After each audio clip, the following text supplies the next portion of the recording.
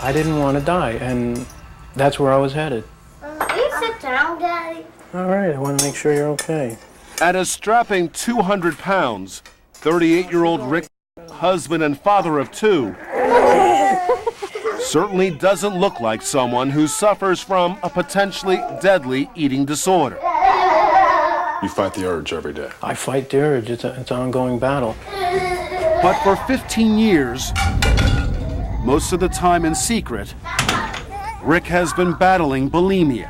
At your worst, how many times would you purge each day? Every meal, every day.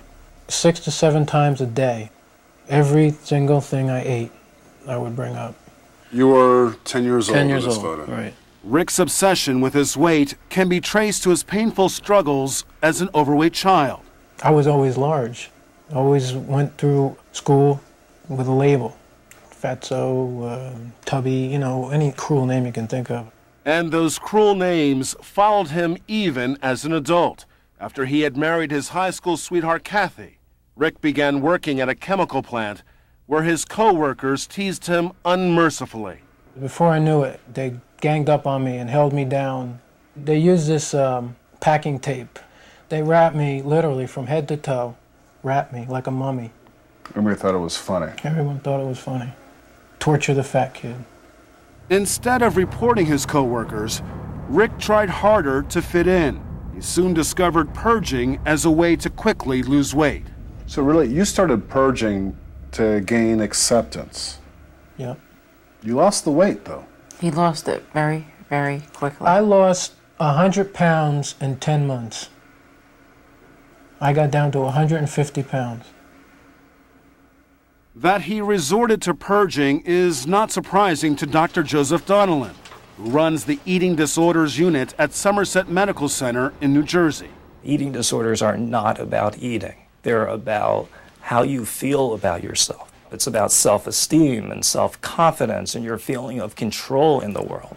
But it didn't take long for Rick to lose control of his world to his obsession. This disorder soon wreaked havoc on your health. Yeah. I've had seizures. Yeah. First one that he had, we didn't know what it was. I thought he had had a heart attack. I couldn't concentrate on anything, and before I knew it, I was out of job.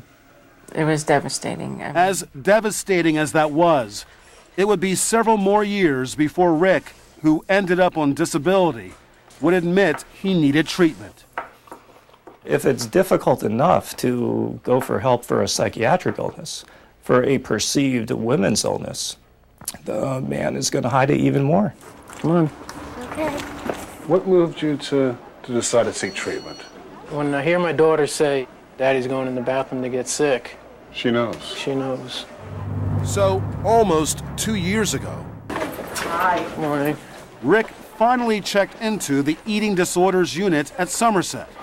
Come on in, Rick. I am very nervous about it. It's never going to go away. As much as you think it or you want it to, it'll never go away. Over the past 6 weeks, Rick has done well enough to be discharged from the Eating Disorders Unit.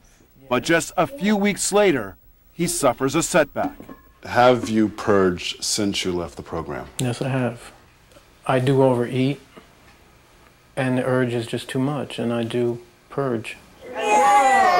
Rick, though, still believes he's on the road to recovery, even if he occasionally hits some bumps along the way. I'm gonna win. I'm gonna win. I'm gonna beat this.